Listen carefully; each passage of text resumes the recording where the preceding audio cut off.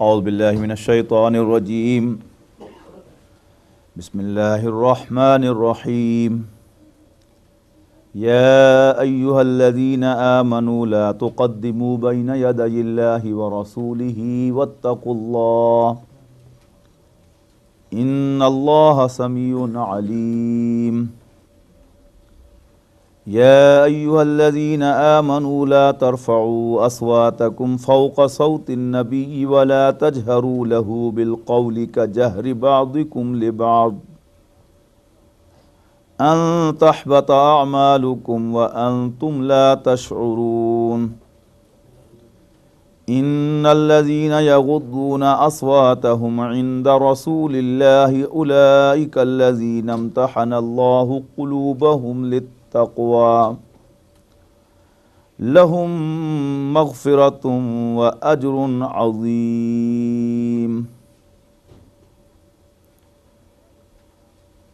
يا أيها الذين آمنوا اتقوا الله يا أيها الذين آمنوا لا تقدموا بين يدي الله ورسوله واتقوا الله اے ایمان والو، مت آگے بڑھانا اپنے آپ کو بین یدی اللہ و رسولہ، اللہ اور اس کے رسول سے آگے۔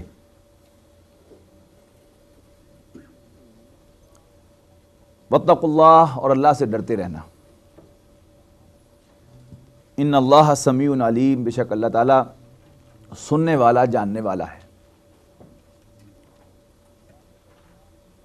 یا ایھا الذین آمنوا لا ترفعوا اصواتکم فوق صوت النبی، اے ایمان والو، مت بلند کرو اپنی آوازوں کو فوق صوت النبی، نبی صلی اللہ علیہ وسلم کی آواز پر، ولا تجہروا لہ بالقول، اور مت بلند کرو ان کے سامنے اپنی آواز کو کجہر بعضکم لبعض، جیسے تم میں سے بعض کا بعض کے سامنے آواز کا اونچا کرنا ہے۔ ان تحبط اعمالکم، مبادا تمہارے تمام اعمال حبط ہو جائیں، ضائع ہو جائیں، وانتم لا تشعرون، اور تمہیں اس کا شعور بھی نہ ہو۔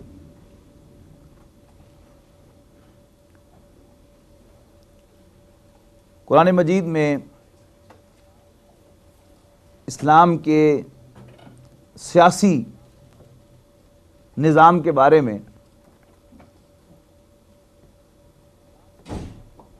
مقدار کے اعتبار سے آیات بہت کم ہیں۔ ہمارے جو عام تاثرات اور خیالات ہیں، ان کے اعتبار سے ایسا معلوم ہوتا ہے کہ شاید اہم ترین معاملات سیاسی ہیں، اور ان میں ہمیں گائیڈنس کی زیادہ ضرورت ہے، اور معاشرتی زندگی وہ تو خاندانی روایات کے مطابق چلتی ہی رہتی ہے، اور اس میں کوئی لمبی چوڑی گائیڈنس کی ضرورت نہیں ہوتی۔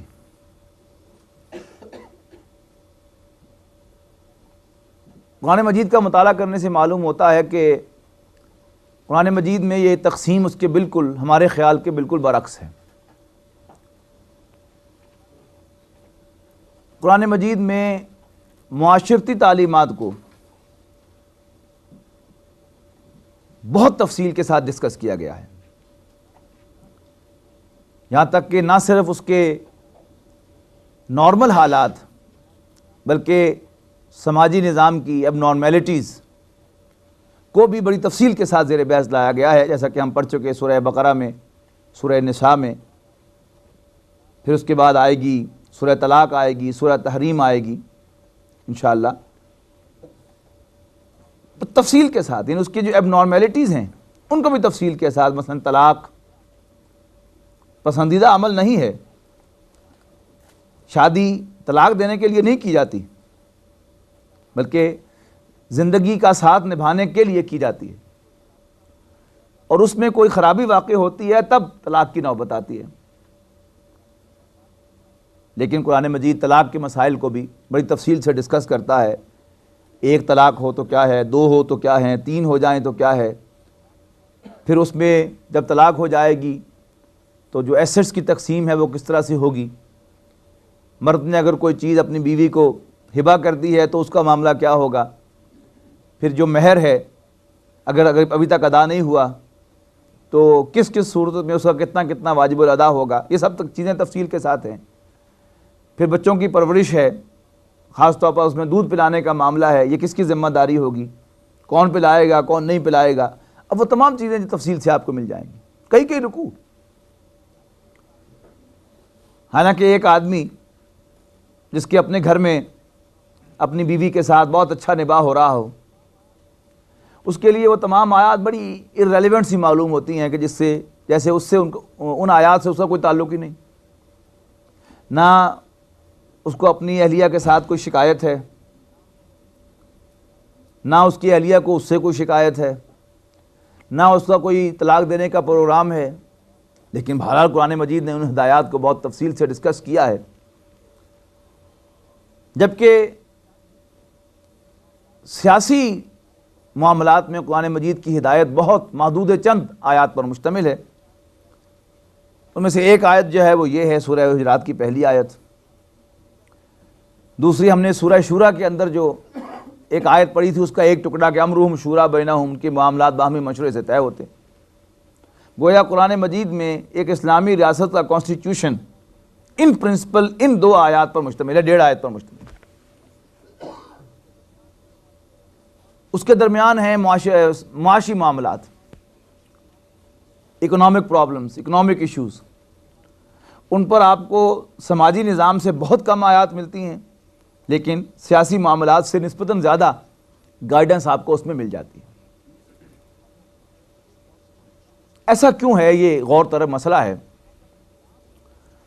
جہاں تک نظام کی اصطلاح ہے, یاد رکھیے گا یہ اصطلاح قرآن و سنت کی نہیں ہے. ہم اس کو استعمال کرتے ہیں اسلام کا سیاسی نظام, اسلام کا معاشرتی نظام اور اسلام کا معاشی نظام. تو نظام کہتے ہیں ایک سیٹ آرڈر کو. نظم کسے کہتے ہیں؟ نثر کے مقابلے میں نثر بکھری ہوئی شے جس میں تمام الفاظ بکھرے ہوئے ہوتے ہیں. جب وہ الفاظ ایک آرڈر میں لائے جاتے ہیں تو اسے کیا کہتے ہیں؟ نظم, پوئٹری. تو نظام تقاضا کرتا ہے ایک آرگنائز سسٹم کا, جبکہ ایسا معلوم ہوتا ہے کہ اسلام نے معاشیات کے میدان میں بھی ہمیں کوئی آرگنائزڈ سسٹم نہیں دیا, اور سیاست کے میدان میں بھی ہمیں کوئی آرگنائزڈ سسٹم نہیں دیا. بلکہ سیاسی نظام میں تو ایسا معلوم ہوتا ہے کہ ایک حکم دیا ہے اور ایک ڈائریکٹو دیا ہے اور باقی کھلا چھوڑ دیا ہے. حکم کیا ہے؟ حکم تو یہ ہے کیا ایمان والو اللہ اور اس کے رسول سے تجاوز نہ کرنا, اللہ اور اس کے رسول کے احکام سے تجاوز نہ کرنا. اور ڈائریکٹو کیا ہے؟ امرہم شورا بینہم, ان کے معاملات باہمی مشورے سے طے ہونے چاہیے. معاشی معاملات میں کچھ احکام ہیں حلال و حرام کے, اور وہ بھی آپ کو مل جائیں گے بنیادی طور پر 2 سطحوں پہ. ایک سطح ہے اخلاقی, جھوٹ بولنا منع,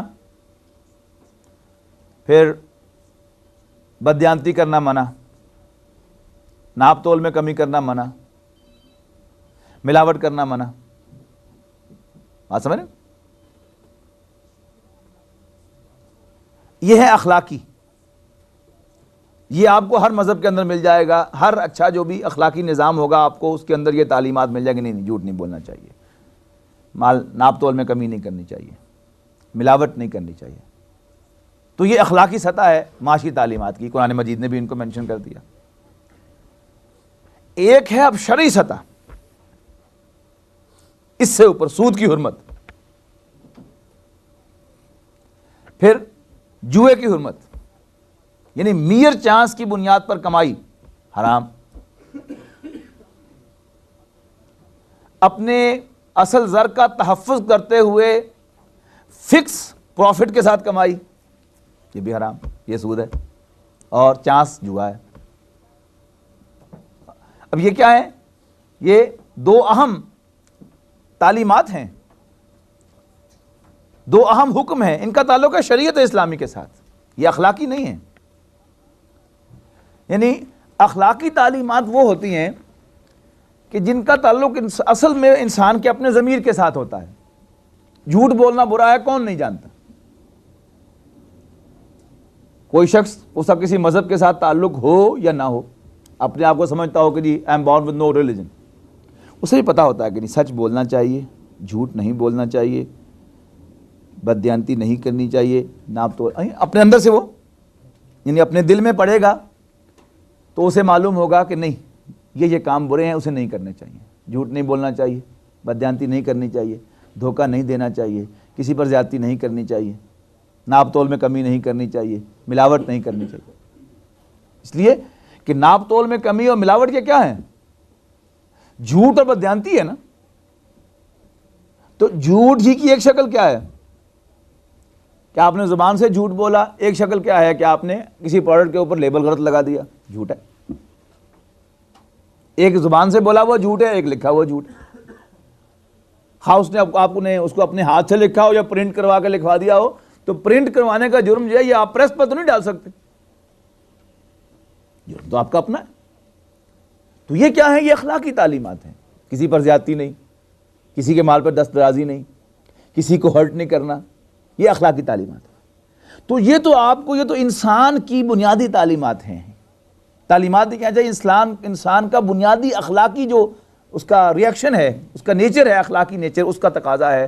ہر انسان کے دل میں یہ بات لکھی ہوئی ہے کہ جھوٹ نہیں بولنا چاہیے، بددیانتی نہیں کرنی چاہیے، and so on so forth. اب اس سے اوپر کیا ہے؟ شریعت ہے۔ نبی کا کام کیا ہے کہ آپ کے یہ جو اخلاقی تعلیمات ہیں، آپ کے دل کے اندر جو اخلاقی طور پر جو باتیں آپ کے قلب میں آ رہی ہیں، ان کی تو تصدیق کرے کہ ہاں واقعی ایسا ہے، اور اس کے بعد پھر آپ کو مزید جہاں آپ کا ذہن نہیں جا رہا اسے آگے لے کے جائے کہ ہاں جیسے کسی کو دھوکہ دے کر، جھوٹ بول کر اس کا مال کھانا جائز نہیں ہے، کہ آپ نے اس میں ملاوٹ کر دی۔ اب وہ جو پروڈکٹ اصل میں ہونی چاہیے تھی $4 کی، آپ نے اس میں ملاوٹ کر کے اور اس پر لیبل دوسرا لگا کر آپ نے اس کو $10 کا بیچ دیا، تو اب یہ $6 جو ہیں یہ حرام ہے۔ اب یہ تو انسان کا اپنا قلب جو ہے، انسان کا اپنا ضمیر بھی بتاتا ہے کہ غلط ہے، لیکن ایک آپ نے کیا کسی شخص کے ساتھ سودا کہ دیکھو میرے پاس کچھ سرمایہ ہے، تم جو ہے سرمایہ نہیں رکھتے، آؤ میرے سرمایہ پر کام کرو، لیکن یہ یاد رکھنا تم محنت کرو، خوب محنت کرو، میرا سرمایہ ڈوبنے نہ پائے، اس سے کماتے ہو جو کما لو، لیکن 2 باتیں جو ہیں وہ پکی ہیں۔ ایک تو میرا اصل زر جو ہے یہ محفوظ رہے گا، اور دوسرے میرا پروفٹ جو ہے وہ بھی پکا ہوگا۔ اب یہ بظاہر کیا ہے کہ انسان کا، ایک عام انسان کا ذہن کہتا ہے کہ کوئی حرج نہیں، محنت ہی ہے نا۔ پھر کیا ہوا کہ ایک شخص نے اگر وہ سرمایہ دے رہا ہے اور مجھے اپرچونٹی دے رہا ہے کمانے کی، تو کیا ہو گیا اگر اس نے یہ 2 پابندیاں مجھ پر لگا دی؟ لیکن اللہ اور اس کا رسول کہتے ہیں کہ نہیں، یہ بھی حرام ہے۔ اب یہ جو ہے کہ انسان کا ذہن جہاں جا کے اپنی انتہا کو پہنچتا ہے، وہاں سے اصل میں رسالت کی تعلیمات کا آغاز ہوتا ہے۔ تو وہ تمام احکام کہ جو اللہ اور اس کے رسول نے دے دیے، اور وہ تمام چیزیں جو اللہ اور اس کے رسول نے حرام کر دی، ان کی پابندی کرنا یہ ہے اصل ذمہ داری، کہ انسان جو ہے ان چیزوں کی پابندی کرے۔ اب وہ پابندی کرے اس چیز کی کہ جو چیزیں اللہ اور اس کے رسول نے حرام کی ہیں ان کو حرام سمجھے اور ان کی طرف رخ نہ کرے، اور ایک اسلامی ریاست اجتماعی طور پر ان چیزوں کو اختیار کرے اور ان کی پابندی کرے یہ ہے اب اصل میں شریعت کی پابندی. لا تقدموا بین یدی اللہ ورسولہ، مت آگے بڑھنا اللہ اور اس کے رسول سے. واتقوا اللہ، اور اللہ سے ڈرتے رہنا. ان اللہ سمیع علیم، بے شک اللہ تعالیٰ سننے والا جاننے والا ہے. تو میں عرض کر رہا تھا کہ جو بھی بنیادی تعلیمات ہیں ہمارے دین کی، ان کا پہلا حصہ کیا ہے؟ اخلاقی تعلیمات. دوسرا حصہ کیا ہے؟ ان کی قانونی تعلیمات، شریعت کی تعلیمات. تو میں معاشیات کے سلسلے میں بات کر رہا تھا کہ کچھ چیزیں تو معاشی تعلیمات میں وہ ہیں کہ جو ہماری اخلاقی تعلیمات ہی کو کنفرم کرتی ہیں. اخلاقی حصے کو کنفرم کرتی ہے کہ ہاں جو تمہارے دل میں یہ خیال آتا ہے کہ جھوٹ نہیں بولنا چاہیے، بددیانتی نہیں کرنی چاہیے، ہاں واقعی مجھے اپنی کمائی کے ضمن میں یہ چیزیں اختیار نہیں کرنی چاہیے. اور اسی طرح وہ چیزیں جو شریعت نے حرام کی ہیں، جوا ہے. اب بظاہر میرا اپنا حساب کتاب تو یہی کہتا ہے کہ کیا ہو گیا، جوئے میں گین بھی کر لیتا ہوں، لوز بھی کر جاتا ہوں، تو چانس ہے. لیکن شریعت کہتی ہے کہ نہیں، یہ چانس لینا تمہارے لیے جائز نہیں ہے. اب اللہ تعالیٰ چونکہ مالک ہے، رب ہے، تو اس کو یہ اختیار حاصل ہے کہ وہ مجھ پر کوئی پابندی لگا دے. اور اگر میں واقعی اس کا بندہ ہوں تو مجھ پر لازم ہے کہ میں اس کی پابندی کو قبول کروں. اس کے بعد ہیں سیاسی معاملات. سیاسی معاملات میں بس 2 ہی حکم دیا گیا، بلکہ 1.5 حکم دیا. 1.5 آیت ہے، 1.25 آیت سمجھ لیجئے، 1 آیت پوری، کہ اللہ اور اس کے رسول کے احکام سے تجاوز نہ کرو. اب سیاسی معاملات میں کیا آتا ہے؟ سیاسی نظام آتا ہے. اس نظام میں کچھ بنیادی چیزیں ہوتی ہیں کسی کانسٹیٹیوشن کے اندر. سب سے پہلی چیز کانسٹیٹیوشن میں یہ طے ہوتی ہے کہ اس ریاست کے اندر سوورن کون ہے، حکمران کون ہے. جیسے ڈیموکریسی کے اندر یہ بات طے ہوتی ہے کہ this is the government of the people, by the people and for the people. اب اگر اسلام آئے گا تو ایک اسلامی ریاست بھی، اس میں بھی پیش نظر کیا ہے؟ انسانوں کی فوز و فلاح ہے، ان کا ویلفیئر ہے، لہذا فار دی پیپل بھی ہے. بالفیئر اسے کون چلائیں گے؟ انسان ہی چلائیں گے. بائی دی پیپل بھی ہے، لیکن آف دی پیپل نہیں ہے. کس کی ہے؟ سوورینٹی آف اللہ سبحانہ و تعالی، exercised by the people and for the people. پابندی آ گئی نا. اچھا، اب یہ جو ایک کلوز آ گئی کہ government of Allah, sovereignty of Allah سبحانہ و تعالی، اس کا لازمی تقاضا کیا ہوگا کہ اللہ اور اس کا رسول جو اس کے نمائندے کی حیثیت رکھتا ہے صلی اللہ علیہ وسلم، جس چیز سے وہ منع کر دے، خواہ 100% عوام بھی اور خواہ 100% ممبرز آف دی پارلیمنٹ بھی، اگر اس کے حق میں فیصلہ دیں لیکن ان کی یہ رائے قابل قبول نہیں ہوگی. اب چونکہ ان کی رائے کیوں قابل قبول نہیں ہوگی؟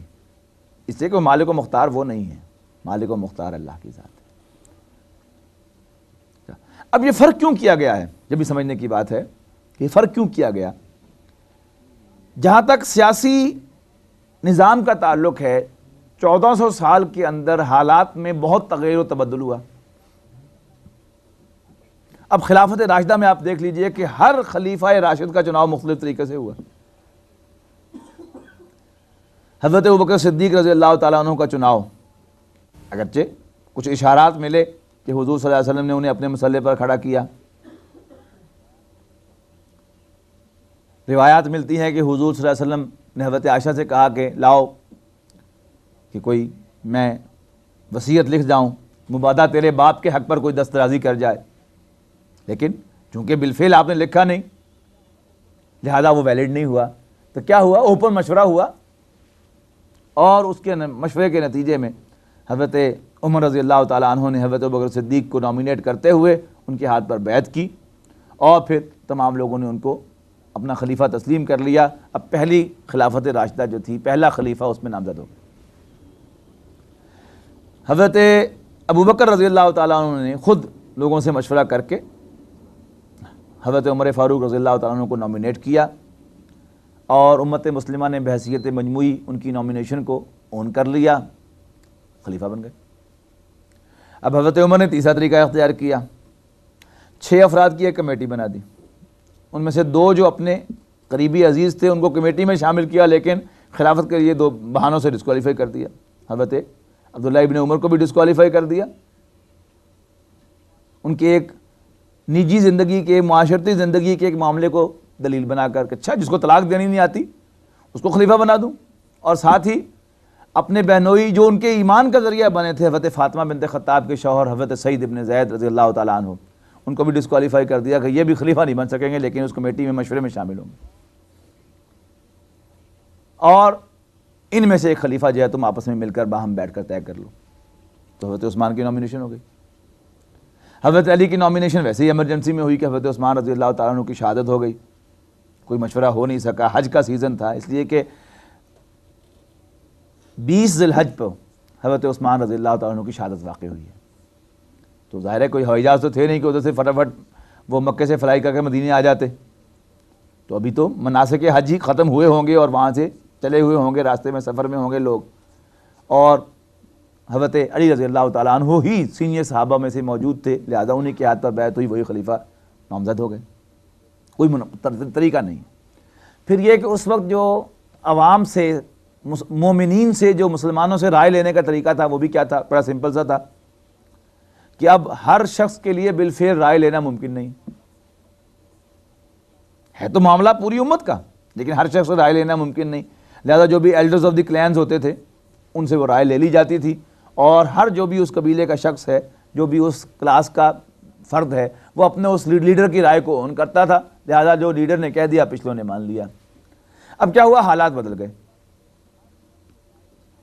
پہلی بات تو یہ ہے کہ ہر شخص سے رائے لینا آج کے دور میں ممکن ہو گیا، تو وہ لیڈرز آف دی کلین والی بات ختم ہو گئی، اور پھر یہ کہ اب لیڈر کسی کو کوئی لیڈر مانتا ہے بھی نہیں، تو یہ دونوں باتیں ختم ہو گئی، لہٰذا اب اگر کوئی ایسا طریقہ اختیار کر لیا جاتا جو ایک فکس ہوتا تو شاید آج ہمارے لیے بڑی دقت ہوتی۔ اور دوسری بات یہ ہے کہ یہ کہہ دیا، یعنی جب ہر خلیفہ جو ہے مختلف طریقے سے نامینیٹ ہوا، اور پھر اس میں حضرت عمر فاروق رضی اللہ تعالیٰ عنہ نے جو اجتہادات فرمائے ان کو اگر آپ دیکھیں گے کہ انہوں نے ایک عجیب ڈائمینشن دی اسلامی ریاست کو، جس مقام سے اٹھا کر وہ جس مقام تک لے کر گئے، اس کو اگر آپ دیکھیں گے کہ یہی جو وسعت ہمیں یہاں نظر آتی ہے کہ موٹے موٹے اصول دے دیے تھے، باقی سب کو اوپن چھوڑ دیا تھا۔ حضرت ابوبکر صدیق رضی اللہ تعالیٰ عنہ نے تو سب سے بڑا کام جو کیا، اور وہ بہت بڑا کام تھا، کہ حضور صلی اللہ علیہ وسلم کے وصال کے بعد کاؤنٹر ریولوشنری فورسز جو آئیں حضور صلی اللہ علیہ وسلم کے لائے ہوئے انقلاب کو انڈو کرنے کے لیے، انہوں نے سب کا مقابلہ کیا، تنہ تنہا مقابلہ کیا، اور سب جو بھی فتنے تھے ان کو فروغ کر دیا۔ اب حضرت عمر فاروق رضی اللہ تعالیٰ عنہ کو ایک سیٹ نظام ملا، ان دا سینس کہ امن تھا، سکون تھا، اور کوئی اندر خانہ جنگی کی کیفیت نہیں تھی، اندر کوئی فتنہ نہیں تھا، کوئی فساد نہیں تھا۔ اب 2 کام حضرت عمر فاروق کے دور میں ہوئے، باہر سرحدوں پر ایکسٹینشن ہوئی اسلامی ریاست کی، اور اندر اسلامی ریاست باقاعدہ اسٹیبلش ہوئی، لیکن وہ اصول کار فرما رہے، لا تقدموا بین یدی اللہ ورسولہ، اللہ اور اس کے رسول سے اقدام نہ کرو، ان سے آگے نہ بڑھو، اور امرہم شورا بینہم۔ اب باقاعدہ جو اسلامی ریاست اسٹیبلش ہوئی ہے اپنی اصل فارم کے اندر، وہ آپ کو حضرت عمر فاروق رضی اللہ تعالیٰ عنہ کے دور میں نظر آئے گی۔ مثال کے طور پر اب جو اپنی حیثیت تھی حضرت عمر فاروق رضی اللہ تعالیٰ عنہ کی، انہوں نے اپنی حیثیت کو محدود کر دیا ایگزیکٹو ہیڈ کے طور پہ۔ اب میں جدید زبان میں اصطلاحات میں زبان میں جو ٹرمینالوجی اس میں بات کر رہا ہوں کہ اپنی حیثیت امیر المومنین کی انہوں نے اس کو ریسٹرکٹ کر لیا، کس پر؟ ایگزیکٹو ہیڈ پر۔ اچھا، اب قاضی کا عہدہ بنا دیا اور اس کو اٹانومی دے دی، تو گویا جوڈیشری بنا کر آپ نے اس کو الگ کر کے آزادی دے دی، اور مجلس شورا بنا دی۔ اچھا، اب مجلس شورا کے اندر تمام جو معاملات ہیں وہاں ڈسکس ہوتے ہیں، مشورہ ہوتا ہے، پھر فیصلہ ہوتا ہے۔ اور یہاں تک کہ بڑا عجیب ان کا ایک خطبہ ملتا ہے کہ مزارت کے مسئلے پر جب حضرت عمر فاروق رضی اللہ تعالیٰ عنہ نے مجلس شورا کے سامنے یہ پروپوزل رکھی کہ اب جو فرٹائل کریسنٹ ہمارے پاس آیا ہے، شام کی، فلسطین کی زمینیں، اور مٹھی بھر مسلمان مجاہدین ہیں اس لڑنے والے، تو اگر ہم نے یہاں اس پریکٹس کو جو حضور صلی اللہ علیہ وسلم کے دور میں ہوتی تھی کہ خمس جو ہے وہ تو اسلامی ریاست کے بیت المال میں آتا تھا اور باقی مجاہدین میں تقسیم کر دیا جاتا تھا. اگر ہم نے اس کو پریکٹس کیا تو اس میں دو مسائل پیدا ہوں. ایک تو یہ کہ اب اسلامی ریاست کی جو ضرورتیں ہیں، مالی ضرورتیں، وہ اتنی زیادہ ہیں کہ ہمارے لیے اب ان کو کوپ کرنا ممکن نہیں ہوگا صرف خمس کے اندر. اس لیے کہ انیشیلی جب لڑائیاں ہوئیں، جنگیں ہوئیں، تو اس میں کیا تھا کہ تمام والنٹیئر فائٹرز ہوتے تھے دونوں طرف سے. قریش مکہ بھی والنٹیئر فائٹرز تھے اور مجاہدین اسلام بھی والنٹیئر فائٹرز تھے. تو باقاعدہ سٹینڈنگ آرمی نہ ادھر سے تھی نہ ادھر سے تھی. لیکن اب حضور صلی اللہ علیہ وسلم ہی کے حیات طیبہ میں سلطنت روما کے ساتھ ایک ٹکر ہو گئی تھی. اب وہ سٹینڈنگ آرمیز ہیں، تو اب مسلمانوں کو بھی سٹینڈنگ آرمی کی ضرورت پڑے گی. ان کے لیے چھاؤنیاں قائم ہوں گی اور پھر ان کے لیے ان کی سواریوں کا بندوبست ہوگا، ان کے لیے ہتھیاروں کا بندوبست ہوگا. یہ سب چیزیں کہاں سے آئیں گی؟ خود اسلامی ریاست کو اپنے دفاع کے لیے بہت کچھ کرنا پڑے گا. اب یہ سب چیزیں پوری نہیں ہوگی. اور دوسری بات حضرت عمر فاروق نے جو انٹروڈیوس کی کہ اسلامی ریاست کو ایک ویلفیئر سٹیٹ کا تصور جو انہوں نے انٹروڈیوس کیا کہ اگر دجلہ و فرات کے کنارے پر کتا بھی بھوکا مر گیا تو عمر سے سوال ہوگا. اس کا مطلب کیا ہے کہ کتے کا بھوکا مرنا بھی اسلامی ریاست کے ذمہ ہے. تو پھر اسلاموں جو مسلمان ہیں، جو اس کے شہری ہیں انسان، ان کا بھوکا مرنا جو ہے وہ تو بہت بڑی بات ہے. اب وہ ڈائمنشن جو ہے وہ ایڈ کر دی. اب ظاہر ہے اس ویلفیئر کے لیے پھر مزید ضرورت ہے. اور دوسری بات یہ کہ سورہ حشر میں جا کر ہم وہ پڑھیں گے کہ جب مال فے جو ہے وہ آیا، یعنی ایک ہے مال غنیمت، ایک ہے مال فے. یعنی وہ مال کے جو بغیر جنگ کے ملتا ہے وہ مال فے ہوتا ہے، اور جو جنگ کر کے ملتا ہے وہ مال تجارت ہوتا ہے. تو مال فے کے بارے میں فرمایا گیا وہاں پر کہ کئی لا یکون دولۃ بین الاغنیاء منکم، کہ ایسا نہ ہو کہ دولت تم میں سے صرف امراء کے درمیان اور صاحب ثروت لوگوں کے درمیان گردش کرتی رہے اور عام انسان اور غرباء جو اسے کوئی فائدہ نہ اٹھا سکے. تو اب یہ جو وہاں پر ڈائریکٹیو آیا کہ معاشی اعتبار سے زیادہ ڈسپیرٹی جو ہے کہ کچھ جو امراء جو ہیں وہ تو ان کے اندر ہی دولت گردش کرتی رہے اور جو اس کا بہترین حصہ ہے دولت کا اس سے عام عوام فائدہ نہ اٹھا سکیں، یہ اسلام کی اس روح کے خلاف ہے. لہٰذا ہمیں اس پر غور کرنا چاہیے. اس پہ جو تقریر کی حضرت عمر فاروق رضی اللہ تعالیٰ عنہ نے، اس میں بڑے خوبصورت الفاظ ہیں کہ میں آپ سے جو بات کر رہا ہوں امیر کی حیثیت سے نہیں کر رہا، میں آپ کو مشورہ دے رہا ہوں کہ آپ اس پر غور کریں اور فیصلہ کریں. صحابہ نے اختلاف کیا ان کے ساتھ، بڑی زوردار تقریریں جو دونوں طرف سے ہوئیں، بالآخر مجلس شورا نے اتفاق کیا کہ ہاں آپ کی رائے جو ہے وہ درست ہے. لیکن ڈائریکٹیو کیا ہے؟ لا تقدموا بین یدی اللہ ورسولہ، اللہ اور اس کے رسول کے احکام سے آگے نہ بڑھو. اور امرہم شورا بینہم، ان کے معاملات باہمی مشورے سے طے ہوتے ہیں. اب باہمی مشورے سے یہ طے ہو جائے کہ پریزیڈنشل سسٹم کو اڈاپٹ کرنا ہے، ہم نے یعنی عوام کی پارٹیسپیشن تو ہو گئی مسٹ. یعنی ایک کام کیا ہوگا کہ اللہ کے احکام سے تجاوز نہیں ہوگا، دوسرا کیا ہو گیا باہمی مشورے سے ہوگا.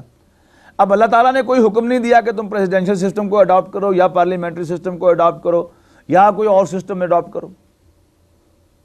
لہذا ہمارے پاس کھلی چھٹی ہے. پابندی کیا ہے کہ خواہ پارلیمنٹری سسٹم ہو، خواہ پریزیڈنشل سسٹم ہو یا کوئی اور سسٹم ہو، لیکن اللہ اور اس کے رسول سے تجاوز نہ ہو. تو یہ بڑی آسانی جو ہے ہمارے دین کے اندر. اسی طریقے سے ٹریڈ کے اندر، تجارت کے اندر، مالی معاشی معاملات کے اندر بھی ہمیں ملتا ہے کہ احکام دے دیے گئے ہیں،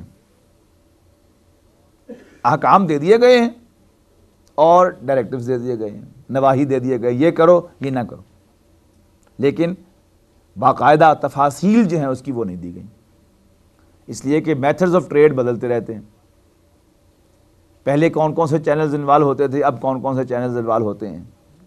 اور محرمات میں حدیں قائم کر دی کہ اچھا اس سے آگے نہ بڑھنا، یہاں اس معاملے میں اس سے آگے نہ بڑھنا، ادھر یہاں تک چلے جانا، اس سے آگے نہ بڑھنا. کیا ہو گیا؟ خود بخود حدیں قائم ہو گئی. ان کے اندر اب معاشی نظام وقتاً فوقتاً جو ہے وہ بدلتا رہے گا. لیکن سماجی معاملات میں، معاشرتی معاملات میں اتنی تفصیل دے دی اس لیے کہ وہاں کسی چینج کا کوئی امکان نہیں. باپ بیٹے کے درمیان جو رشتہ آج سے 1400 سال قبل تھا بعین ہی وہی رشتہ آج ہے. میاں بیوی کے درمیان جو رشتہ اس وقت تھا وہی رشتہ آج ہے.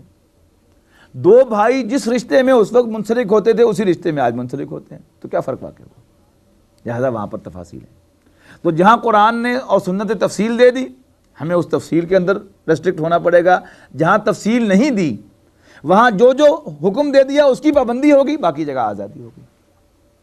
تو یہ چونکہ اب اس سے سیاسی معاملات سے متعلق آیات آ رہی ہیں، تو اب اس میں آپ دیکھیے گا کہ یہاں آپ کو بس ایک حکم دیا اور ایک اس کے ساتھ ڈائریکٹو دے دیا، یا ایھا الذین آمنوا لا تقدموا بین یدی اللہ ورسولہ، اے ایمان والو مت آگے بڑھو اللہ اور اس کے رسول سے، یا مت آگے بڑھانا اپنے آپ کو اللہ اور اس کے رسول سے، واتقوا اللہ، اور اللہ سے ڈرتے رہنا، اللہ کا تقوی اختیار کرنا۔ اب اللہ کا تقوی جو ہے یہ کیا ہے؟ یہ اس کی روح ہے۔ حکم کیا ہے؟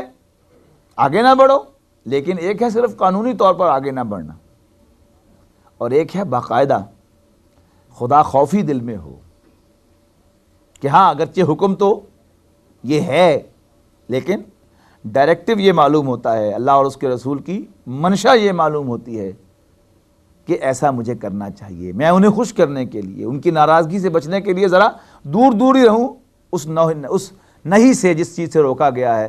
یہ کیا ہے؟ یہ ہے تقوی کی بات، واتقوا اللہ، اور اللہ کا تقوی اختیار کرو، ان اللہ سمیع علیم، بے شک اللہ تعالیٰ سننے والا جاننے والا۔ آپ دیکھیں گے کہ 18 آیات کی یہ صورت ہے، صرف 2 رکوع ہیں اس کے، اور 5 مرتبہ اس میں یا ایھا الذین آمنوا کا خطاب آ رہا ہے، 5 مرتبہ، جبکہ مکی صورتوں میں ہم یہ دیکھتے ہیں کہ یا ایھا الذین آمنوا کا خطاب تو ہے ہی نہیں، یا تو یا ایھا الناس کہا گیا ہے اے لوگو، یا ایھا الانسان کہا گیا ہے، یا واحد میں نبی اکرم صلی اللہ علیہ وسلم سے خطاب ہے واحد کے صیغے میں، سنگولر فارم کے اندر، لیکن یا ایھا الذین آمنوا کا خطاب نہیں ہے۔ اسی طریقے سے تقوی کا حکم جو ہے یہاں پر ان آیات کے اندر آپ دیکھیں گے، اس پوری صورت کے اندر تقوی کا حکم بھی آپ کو بار بار ملے گا۔ اس سے معلوم ہوا کہ جو قانونی معاملات ہیں ان کے اندر بھی اگرچہ معاملہ یہ ہے کہ اصل تو احکام ہی ہیں، لیکن صرف احکام ہی کافی نہیں ہیں، بلکہ اس سے بھی آگے بڑھ کر اللہ کا تقوی، دل میں خدا خوفی کا ہونا، اور انسان کو یہ احساس ہونا کہ مجھے اللہ کے حضور حاضر بھی ہونا ہے، اللہ کے حضور پیش بھی ہونا ہے، یہ بھی بہت ضروری عمل ہے۔ پھر اللہ تعالیٰ نے جو احکام دیے ہیں، ان احکام کا حضور صلی اللہ علیہ وسلم کے ساتھ کیا رشتہ ہے، یہ بھی ایک بہت امپورٹنٹ ایشو ہے جو آپ کو یہاں پر ملے گا۔ اسلامی ریاست جو ہے اس کی ایک باؤنڈری ہے، احکام کی۔ نبی اکرم صلی اللہ علیہ وسلم نے ارشاد فرمایا کہ مثل المومن کا مثل الفرس ہے، کہ مومن کی مثال تو ایک گھوڑے کی سی ہے کہ جو اپنی کھونٹے کے ساتھ بندھا ہوا ہے۔ اب کیا مطلب ہے؟ اگر آپ کو میں یہاں ڈرا کروں آپ کے لیے اس سچویشن کو، تو وہ اس طرح ہوگا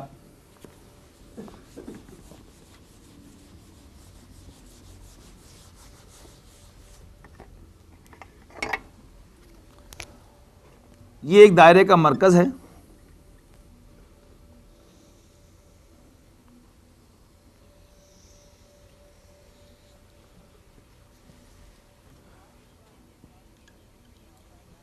تو عام اصطلاح ہم استعمال کرتے ہیں اردو میں، محاورہ ہے دائرہ اسلام سے خارج ہو گیا۔ تو وہ دائرہ اسلام کیا ہے کہ اسلام میں مرکزی حیثیت کس کو حاصل ہے؟ حضور صلی اللہ علیہ وسلم کو، یعنی امت مسلمہ کے مرکزی رہنما، امت مسلمہ کے مرکز کون ہے؟ حضور صلی اللہ علیہ وسلم۔ اور اسلام کی باؤنڈری کیا ہے؟ اسلام کے نواہی، جو چیزیں اللہ اور اس کے رسول نے منع کی ہیں وہ ایکسٹریم باؤنڈری ہیں۔ اب اس کے اندر کیا ہے؟ مباحات کا ایک دائرہ ہے۔ مباح کے معنی جائز،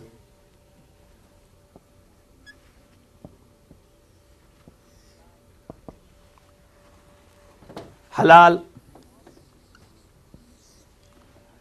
اب اس کے ادھر کیا ہے؟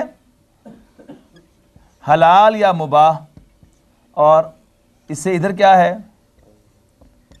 حرام۔ اب کیا کہا جا رہا ہے کہ یا ایھا الذین آمنوا، اب یہ ہے اللہ اور اس کے رسول کی کھینچی ہوئی باؤنڈریز۔ اے ایمان والو، اللہ اور اس کے رسول سے آگے نہ بڑھو، یعنی جن چیزوں میں انہوں نے لکیر کھینچ دی ہے کہ یہ لاسٹ اینڈ ہے اس سے آگے نہ بڑھو، اور فردر یہ اللہ سے ڈرتے رہو، یعنی اب تقویٰ کی ڈائریکشن کیا ہے؟ وہ اندر کی طرف ہوگی، صرف باؤنڈری پر نہ رہو، حتی الوسع اور آگے سے آگے بڑھنے کی کوشش کرو، یہ ہے واتقوا اللہ، اللہ سے ڈرتے رہو۔ آپ کو حدیث سنا رہا تھا کہ مسلمان کی مثال ایک گھوڑے کی ہے کہ جو اپنے کھونٹے کے ساتھ بندھا ہوا ہے۔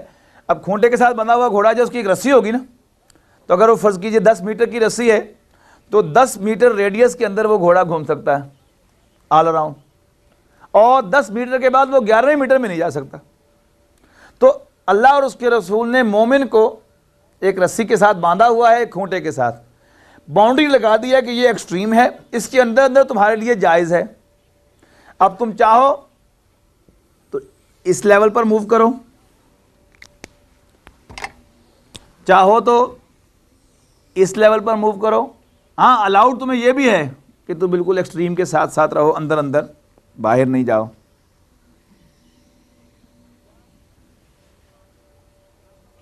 یا کسی معاملے میں تم یہاں پر رہو اور کسی معاملے میں تم یہاں آ جاؤ، کسی معاملے میں اپنے ذوق کے مطابق تم حضور کی سنت پر بہت زیادہ قریب چلے جاؤ، کوئی دوسرا شخص جو ہے وہ جو ہے اس معاملے میں تو اس کا ذوق یہ ہے کہ وہ ایکسٹریم پر رہتا ہے، لیکن ایک دوسرے معاملے میں وہ بہت زیادہ قریب چلا جاتا ہے، پھر تیسرے معاملے میں وہ قریب چلا جاتا ہے۔ ایک چوتھا پرسن جو ہے وہ اس سے بھی مختلف مزاج کا حامل ہے، وہ کسی تیسرے معاملے میں چوتھے معاملے میں قریب جاتا ہے اور باقی جب ایکسٹریم پر، یعنی پورا کا پورا یہ ایریا جو ہے، جیسے گھوڑا جو ہے اس کا 10 میٹر کا رسہ ہے، تو وہ چاہے تو آل اراؤنڈ بالکل پورا رسہ اسٹریچ کر کے گھومے، چاہے تو وہاں اس کو کوئی کھانے کی چیز نظر آئی ہے تو وہاں جا کے کھا لے، لیکن جب ریلیکس کرے تو بالکل یہاں آ کے ریلیکس کر لے، تو ہل بھی اوپن۔ اسی طرح بندہ مومن جو ہے وہ بھی، اس کے پاس یہ کھلا دائرہ ہے مباحات کا، اس سے کراس وہ نہیں کرے گا۔ اب اس دائرے کی جو مرکزی حیثیت ہے وہ نبی اکرم صلی اللہ علیہ وسلم کو حاصل ہے۔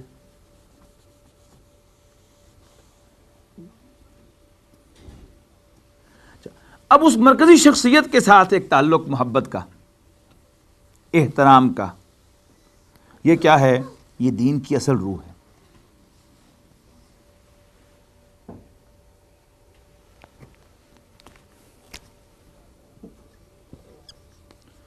محمد صلی اللہ علیہ وسلم یہ اس دائرے کی، اسلام کی اصل روح ہے۔ اب ان کے ساتھ جتنی محبت ہوگی، جتنی عقیدت ہوگی، اس سے انسانوں کے درمیان کوہیژن پیدا ہوگا۔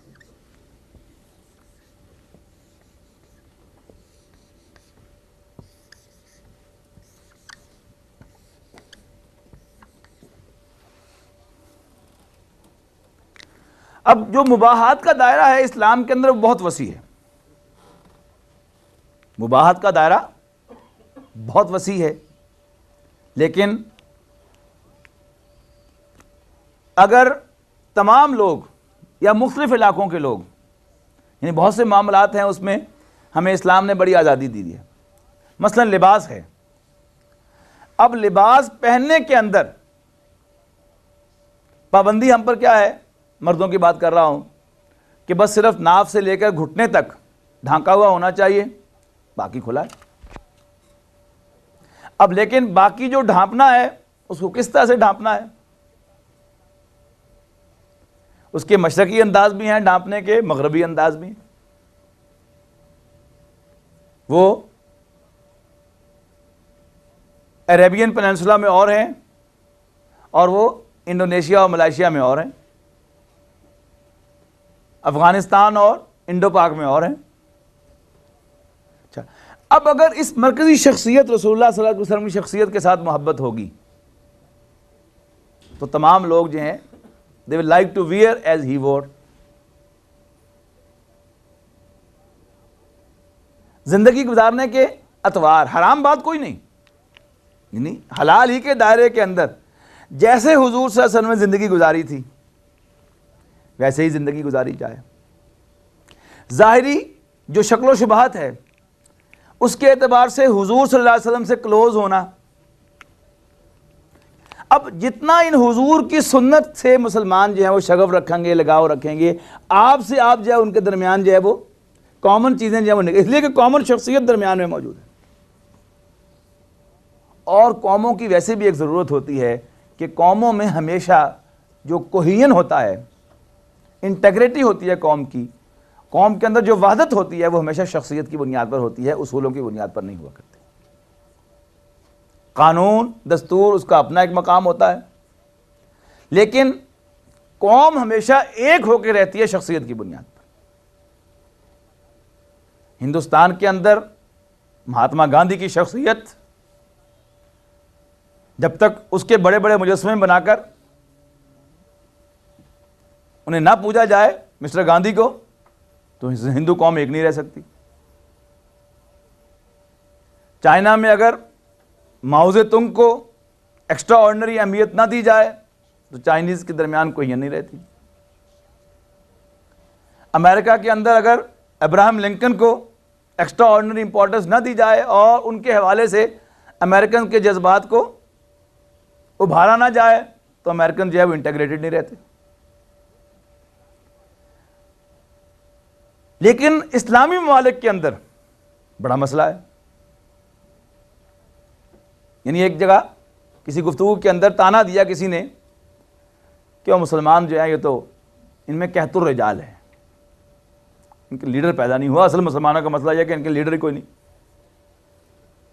تو کسی مسلمان نے بڑا خوبصورت جواب دیا کہ بات یہ نہیں ہے کہ مسلمان میں لیڈر پیدا نہیں ہوا, اصل بات یہ ہے کہ لیڈری کا ہمارا معیار اتنا اونچا ہے کہ جب بھی کوئی میدان میں آتا ہے تو ہم اس یارڈ اسٹک سے فوراً اس کو ناپنا شروع کر دیتے ہیں حضور صلی اللہ علیہ وسلم کے مقابلے میں لا کر. تو حضور صلی اللہ علیہ وسلم کے مقابلے میں بونا نظر آتا ہے, اس لیے کہ حضور صلی اللہ علیہ وسلم کا اسٹیچر جو ہے بہت بلند ہے. اچھا, لیکن اب وہ حضور صلی اللہ علیہ وسلم کی شخصیت, اگر مسلمان اس شخصیت کے ساتھ اپنی محبت اور عقیدت سے تہی دست ہو جائیں گے تو مسلمانوں کے درمیان جو وحدت ملی ہے وہ پارا پارا ہو جائے گی.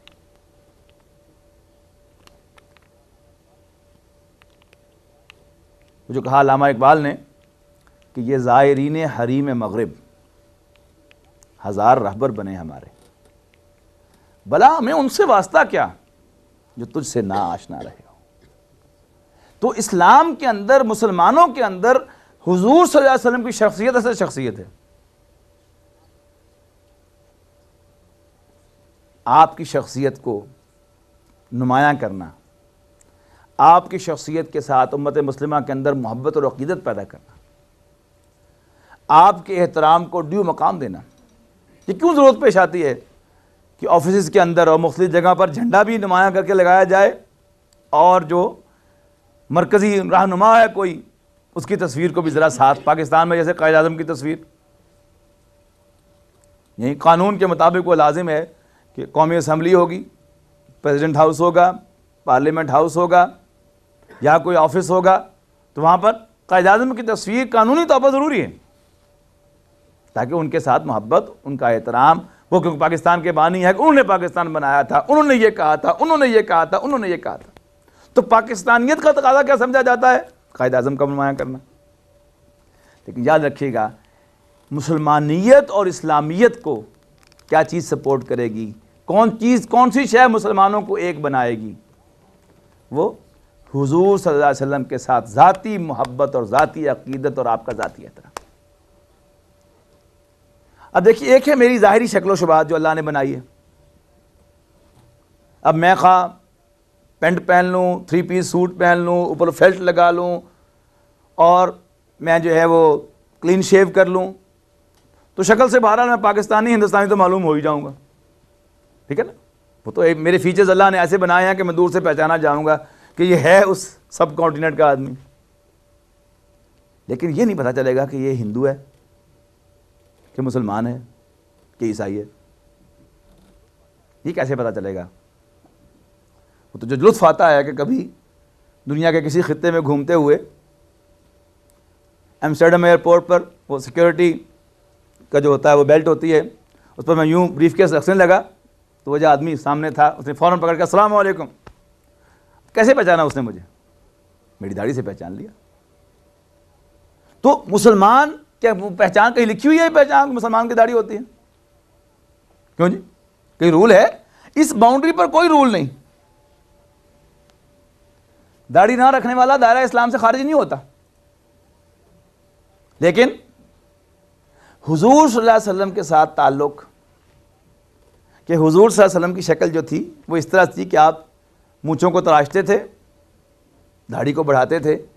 اب جو ہی آپ نے وہ شکل اختیار کی فوراً آپ پہچانے گئے کہ آپ محمد صلی اللہ علیہ وسلم کے ساتھ تعلق رکھنے والے آدمی ہیں. مسلمان نے پہچان لیا, اس نے السلام علیکم کیا, میں نے وعلیکم السلام کیا. اب اسی طرح یہ ایک چیز ہے, یعنی مختلف پہلوؤں سے, یعنی ایسی چیزیں کہ جو بالکل ڈسکریٹ ہیں. لباس کا معاملہ پھر بھی یہ ہے کہ آپ کو مختلف علاقوں کے مطابق, مختلف جو موسمی حالات ہیں ان کے مطابق لباس پہننا پڑتا ہے. سعودی عرب کا موسم اور ہے, پاکستان کا موسم اور ہے, نیو یارک کا موسم اور ہے, فلوریڈا کا موسم اور ہے, اور نارتھ میں چلے جائیے اس کا موسم اور ہے. تو وہاں کوئی ایک لباس پہننا تو ممکن نہیں ہے, لیکن وہ چیزیں لباس کے اندر, شکل و شباہت کے اندر, چال ڈھال کے اندر کہ جو ایڈاپٹ کی جا سکے, ان میں فرض کوئی نہیں. کوئی شخص اگر حضور صلی اللہ علیہ وسلم کے طرز زندگی کو اختیار نہیں کرتا, دائرہ اسلام سے خارج تو نہیں ہوگا جب تک اس نے کوئی حرام کام نہیں کیا, حضور کے کسی حکم کی خلاف ورزی نہیں کی, یا قرآن کے کسی واضح حکم کی خلاف ورزی نہیں کی. دائرہ اسلام سے خارج نہیں ہوگا, رہے گا اندر ہی.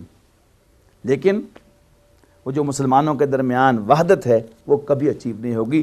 وحدت ملتی ہے شخصیتوں سے. اب حضور صلی اللہ علیہ وسلم کو قرآن مجید کیا مقام دیتا ہے, کس طرح سے حضور صلی اللہ علیہ وسلم کا ادب و احترام ہونا چاہیے, اس کا ایک چھوٹا سا ورژن آپ کو یہاں مل جائے گا, چھوٹا سا ورژن آپ کو یہاں مل جائے گا.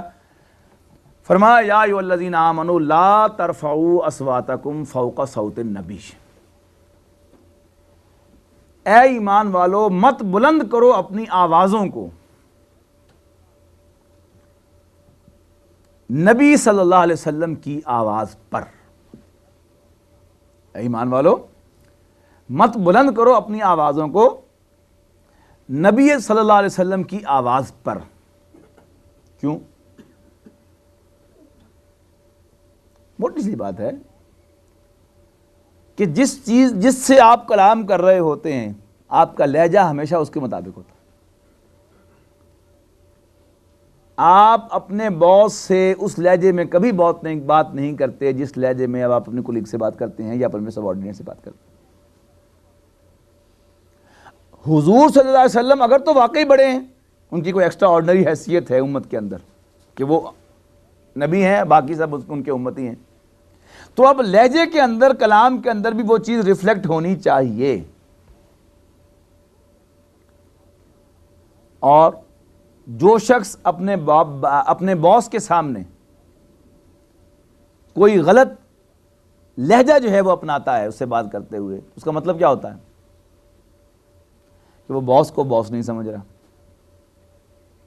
اور اگر کوئی شخص نبی اکرم صلی اللہ علیہ وسلم سے کلام کرتے ہوئے گستاخانہ لہجہ اختیار کرتا ہے تو اس کا مطلب کیا ہے کہ وہ حضور صلی اللہ علیہ وسلم کو اللہ کا نبی نہیں سمجھ رہا. تو اللہ کو نبی سمجھنے کے معنی کیا ہوتے ہیں؟ ایمان. اور ایمان کیا ہے؟ اعمال کی قبولیت کی شرط لازم ہے. تو جب ایمان نکل جائے گا تو اعمال زیرو سے ضرب کھا جائیں گے کہ نہیں؟